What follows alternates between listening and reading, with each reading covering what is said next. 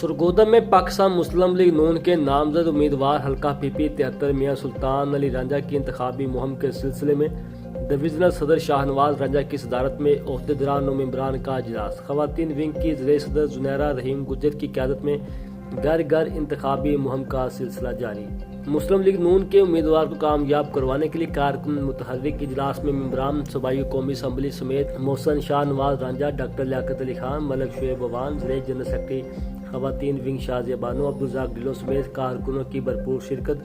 خواتین ونگ کی ضلع صدر زنیرہ رحیم گجر، جنرل سیکرٹری شازیہ بانو دیگر کا حلقے کے مختلف علاقوں میں میاں سلطان علی رانجھا کی انتخابی مہم کا سلسلہ زور و شور سے جاری۔